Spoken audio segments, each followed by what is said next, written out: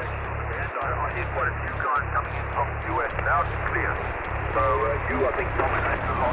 But anyway, I won't hold you. Welcome to EmComm Solutions. My name's Jake, and we're going to be talking about family emergency communications plans today.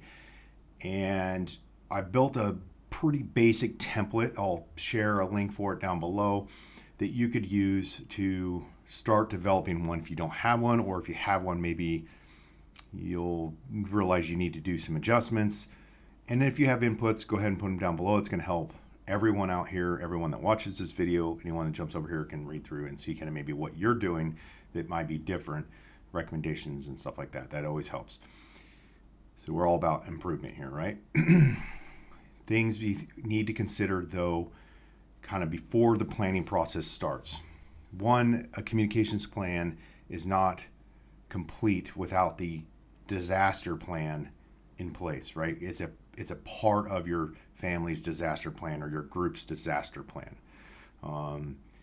crisis plan, whatever you want to call it. It's your plan, right? When stuff goes wrong, you need to have some sort of plan in place. If you don't, chaos is going to become chaos times 10. So have that plan put together and then supplement it with your communications plans for disasters. When you're planning, do your research and figure out what's the most likely situation to happen. Look at historical events, especially if you're new to the area.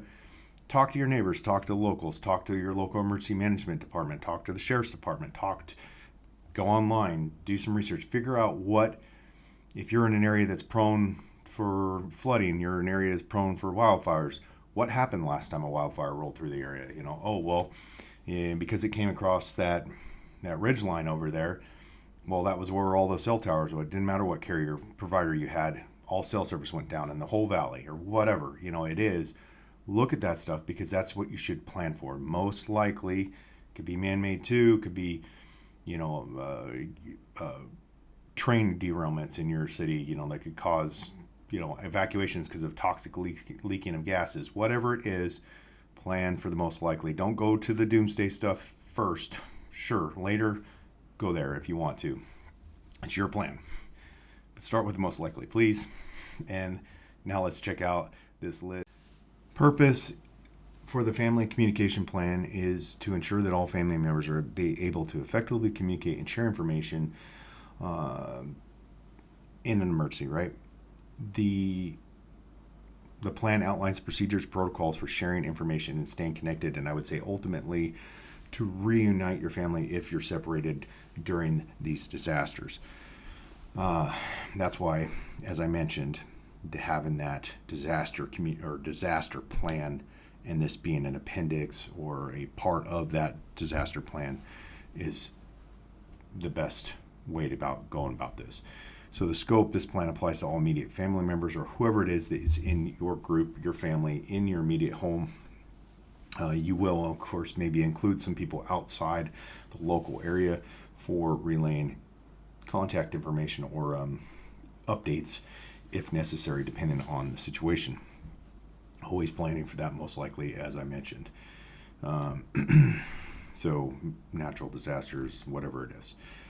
Contact list, this is a very generic contact list, but you should have a version that's in here and then a version that is small, maybe more abbreviated, that you can put on small laminated cards that can be stored in vehicle glove boxes, wallets, purses, that type of thing, so that if the person's cell phone or their primary communication tool, which for most is going to start with their cell phone, is dead, destroyed, lost, whatever, they could use that card and ask somebody hopefully that will allow them to use their phone or something to make contact with you or whoever it is they're trying to contact, and they have the actual phone number because we don't have those memorized anymore typically. So you can see parents, guardians, children, emergency contact, that should be the same person. That's usually, if you got school-age children, it's on their emergency contact list for the school and stuff.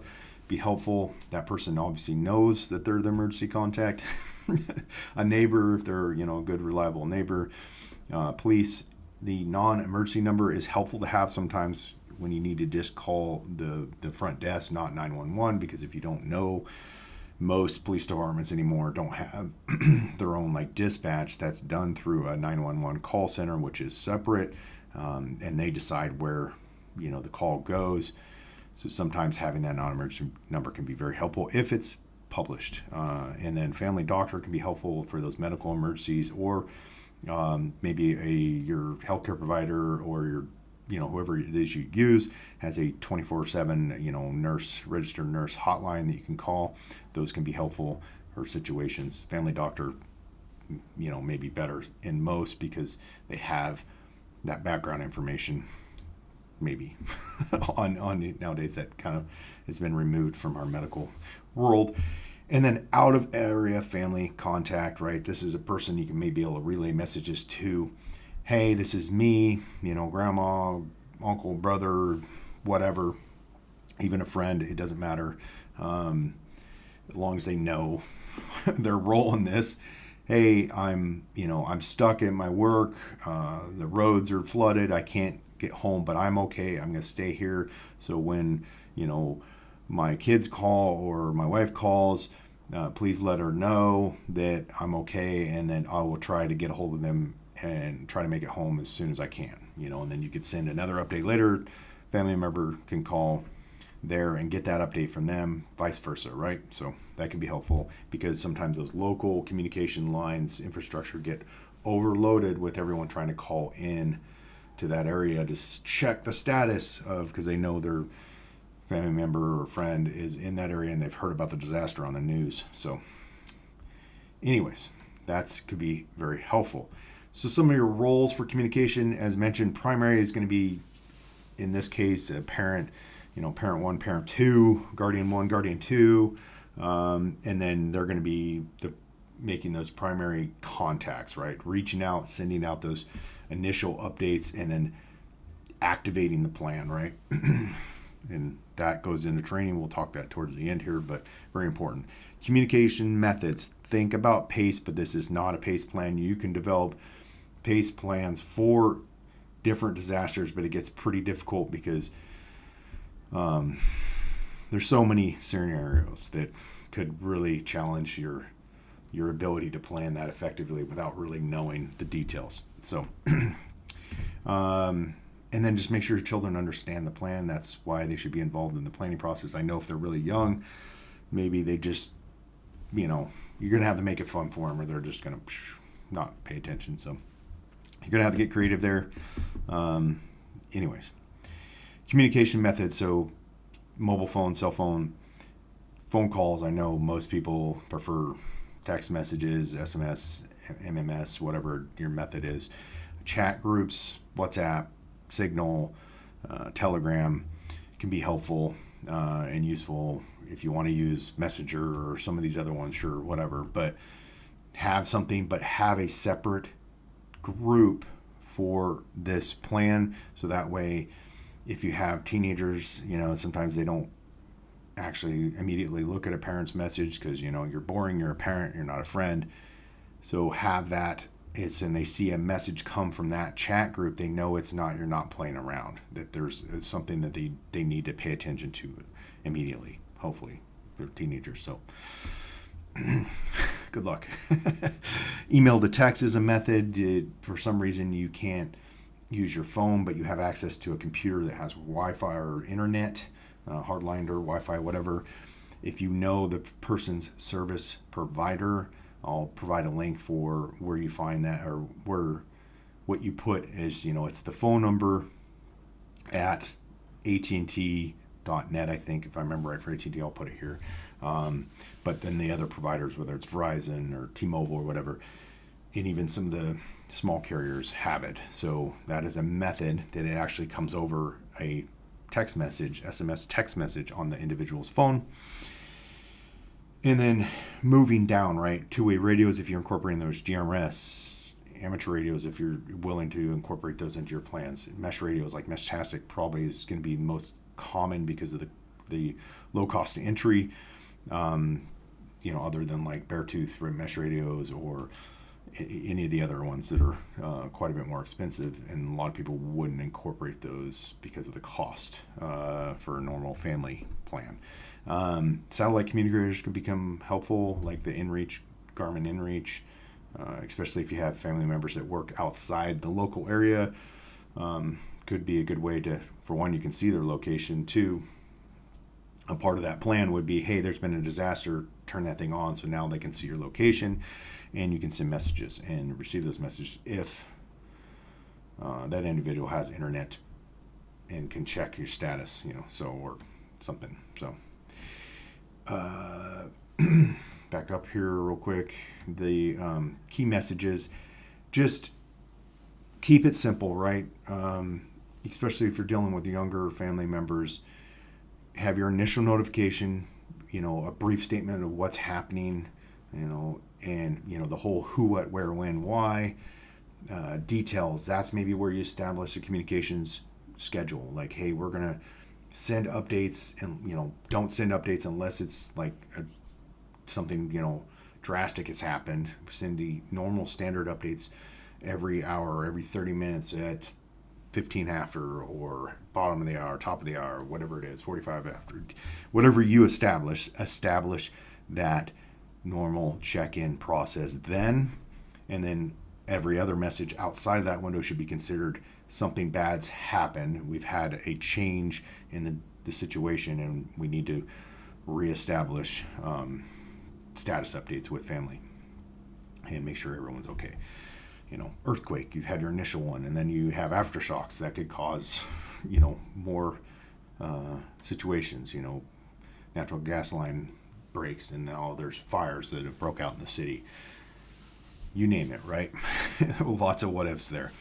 A lot of contingency planning. So, and then, as we mentioned, this kind of covers the procedures, kind of just covers some general ideas of where you go. Identifying the emergency, what primary tools are going to be used. If your phones are working, use your phones. As long as you can keep them charged, use that. There's no reason to jump immediately to a satellite communicator or a two-way handheld radio or a mobile radio or amateur HF radio or something like that when your primary method is still working just fine. Just be prepared to move to some of these alternate or contingency emergency tools, right, to communicate.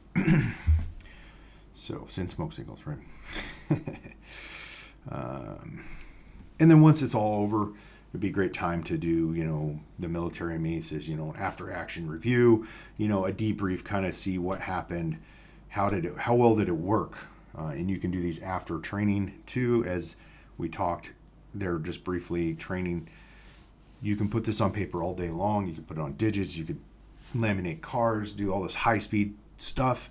If you do not train and do drills, this will fail on you. So you may fumble through some of it in a low-scale natural disaster or disaster period, but if you do not train this and drill this with the people you are planning and communicating with during these disasters, it will fail.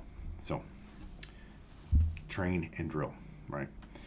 All right. And evaluate for improvements as mentioned. Here's a quick list of appendixes that you could use. A detailed contact list including a ton of different family members, friends, important contacts that you want to have, and a detailed appendix, sample messages, kind of like in the amateur radio world we use like preambles for net control and things like that. Have those kind of based out so that giving a stressed family member, a young family member, a quick little template on like, hey, when I give a status update, especially if it's like a typed out text message, it gets all the key information in there, because maybe that message is the last one you're going to receive for a while because the situation is getting worse and communication systems infrastructure are going down, as the storm progresses, as the disaster progresses. So think about that. A flow chart is another thing. I'm going to be working on some of these for later videos. Emergency response flow chart would be helpful, especially for younger family members. Any family member, honestly, is going to help give you hey, do this, now do this. If that doesn't work, do this, good stuff. So, and communication log template. I know a lot of people won't do that, but for long-term disasters, a template, a log could be very helpful if you have family members pulling shifts, monitoring communications, monitoring the situation, so they can see, hey, family member X checked in at the top of the hour like they're supposed to, nothing has changed, or they're trying to make it way via an alternate route to get home, and they know what that route is. And those type of information can be very helpful in a large-scale disaster, especially with a large family or a large group. I hope you found this useful. If you did, please hit that like button. That really helps us out. Subscribe to the channel if you want to continue to learn more about emergency communication solutions. Check out our social media links. There will be website links to this template. And yeah, check us out. Stay tuned for more videos. Thanks for watching.